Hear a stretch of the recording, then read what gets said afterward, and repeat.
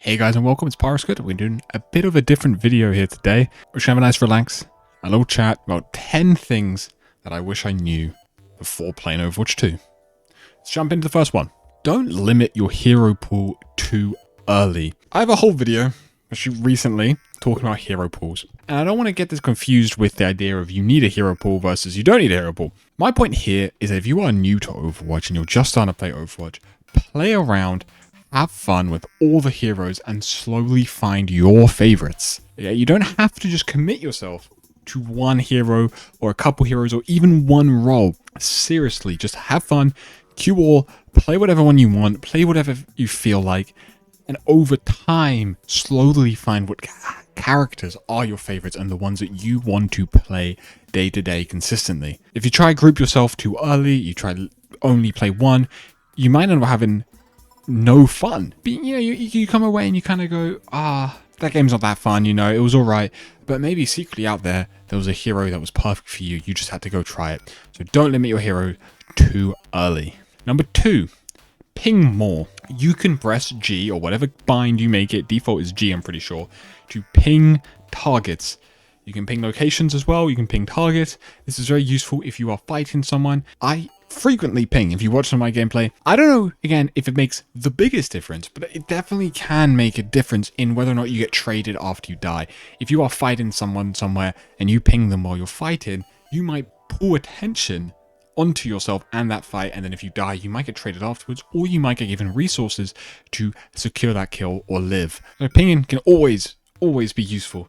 Obviously, don't overdo it, but you will just get timed out for a little bit if you spam pings. You can also double click the key to alert of a threat, right? It does this thing where it pops up in red. This means if you've seen someone go up somewhere and you can't ping the target itself, you might want to ping that and say that, hey, look, there's a threat here and I can help alert some of your team.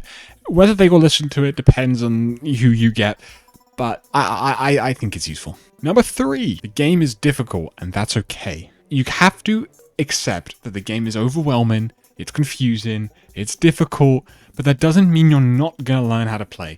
It's just going to take you a little bit of time, a little bit of getting used to it, and that is fine. You just have to accept that. The problem you could fall into if you don't accept it is that you end up just thinking that you're bad, you're the problem, you're never going to learn the game, it's never going to be understood, But if you go in and you go, do you know what? I know I'm playing something that can be overwhelming. I'm playing something that's difficult, but it's going to be fun and I'm going to learn it. It's just going to take a bit of time. It's going to make it so much easier in the long run when you get better and learn than if you short term just kind of can't do it. This is kind of how I felt when I initially started playing a bit of League. I was like, this game is really confusing, really difficult. So I never put any pressure on myself to actually learn or get better at it. And just over time in this long past few years of playing, I've grown a fundamental amount of skill. I'm not good at the game, but enough that I understand the systems and I understand how it's played. But that's because I went in knowing that, hey, I'm going to suck for a very long time. And you do have to accept that, I think, with Overwatch as well. Slightly different one. Number 3 is to watch OWCS. This is the professional level for Overwatch. Like, of course, you don't have to, and especially if you're a new player, you might not even feel that interested. But I personally really love OWCS. I think it's really, really fun to watch, really fun to get into. Finding a team, finding some players that you really like, seeing them play your favorite hero at the highest level is incredible. And OWCS itself is not pushed that much by Blizzard. It really could be pushed more, and it just isn't. And so that's why I want to come on here, and if you're a new player, I want to let you know OWCS exists, and it's just starting back up in the next few weeks, where we're going to get back onto the new season and start getting frequent OWCS games. It is super fun. It can also help with motivation to play the game. After you watch OWCS, it feels great to go play the game.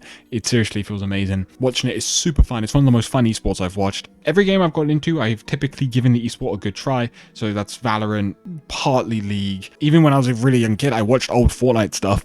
Right, but Overwatch has always just been one of the most fun ones to watch, in my opinion. It's really, really great. So I recommend getting into that. Number 5, I just thought I'd walk around a bit in this for some reason, is to use your freaking ult. Seriously, it makes such a difference if you just use your ult more. It is such a simple tip that it's personally targeted to new players and lower rated players. You need to ult way more, and I can widely diagnose almost every single person, because it is the most common thing. Underusing your ult is way worse than over-ulting. You want to use your ult when you get it. It is so important. You don't have to worry about it getting the maximum value, getting multiple kills, even getting one kill you don't have to worry about. You just want to get at least something out of it, and you're going to get 0% of its value by never using it. But say you use it poorly, you might even get 5 to 10% of its value, and that is better than never having used the ult. A lot of people say they really suck and struggle with Genji's ult, with the blade, right? The reason they suck with it is because they are so afraid of using the ult that they never actually build the skills necessary to be good at blades. And they also look for multiple kill blades. Using it just to secure one elimination, using it to get a dash reset out, to anything that's going to win a fight, anything that's going to help win a fight is always valuable. If you won the fight with the ult, that's all that matters, okay? You don't need the full value. You don't need to go for 5-man blades, 4-man, 3-man, 2-man even. You just need to use these ults. And as you use them more, you'll get better at them, and you will also just, over time, win more games because of it. You will seriously notice a difference in your gameplay if you use your ult, man. That's it. Use your ult, man. Don't look into or worry too much about tier lists and the meta and stuff like that. It really, really does not matter. You're going to be fine. Every character is playable, learnable across all the ranks. The game is pretty well balanced. I know people will have their gripes, but nothing is ever too out of line, right? You can improve, you can have fun on every single character. And tier lists, what they do is they can sometimes just passively in your mind make you think, oh, I'm playing a weak champ this season, right? And that makes you just feel worse about it. And also, if you focus too much on some streamer tier lists, some of these people are, not some of these people, all of them are biased or wrong to some degree. So it is unfair. You can never have a perfectly objective tier list, ever. My one is going to be different to another person in my rank.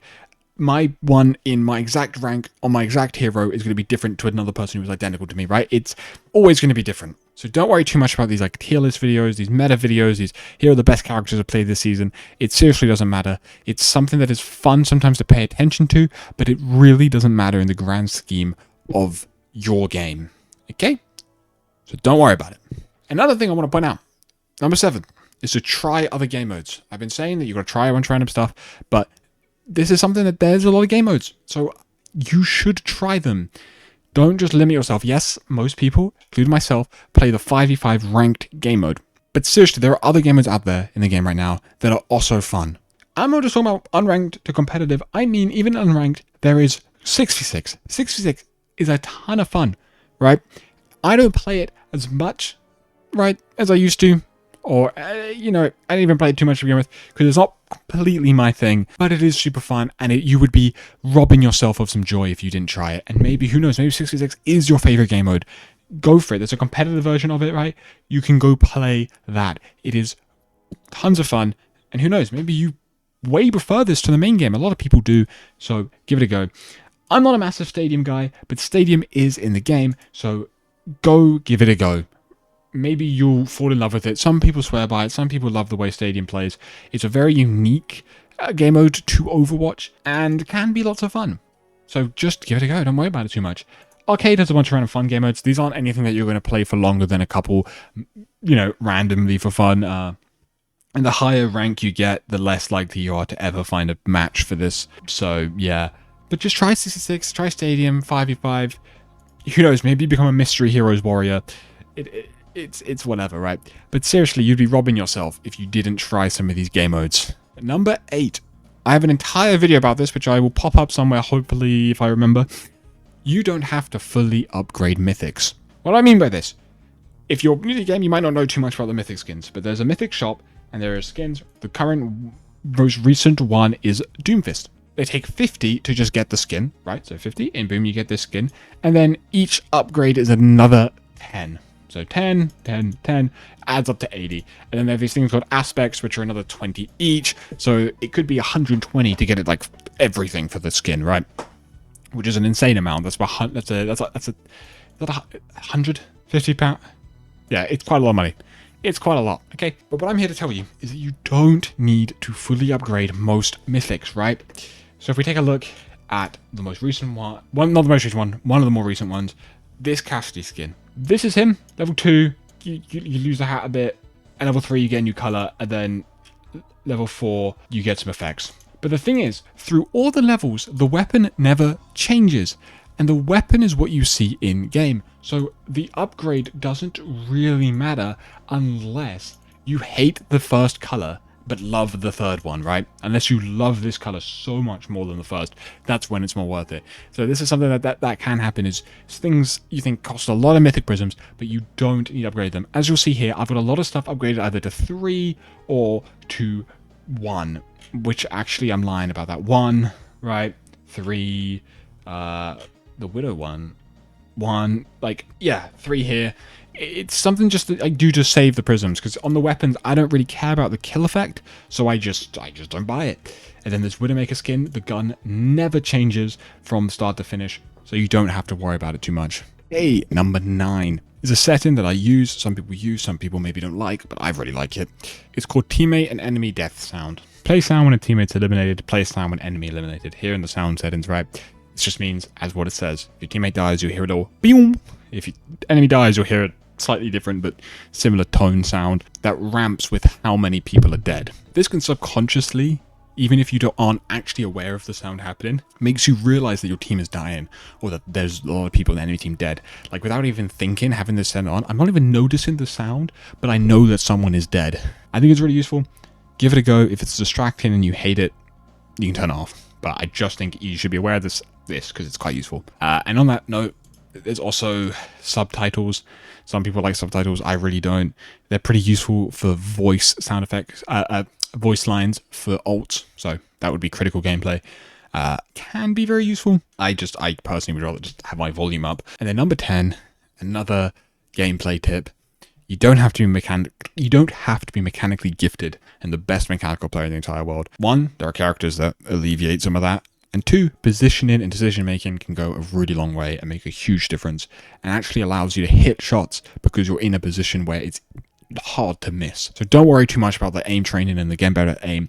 But if you are first time in PC, you're not very comfortable, then I can see how that might be a skill you might want to build up for a little bit. But seriously, don't stress it too much. Playing the game a lot, making good decisions is going to go a long way. Mechanics will catch up. They're just something that takes a while to train. So don't worry about it too much. And that is all.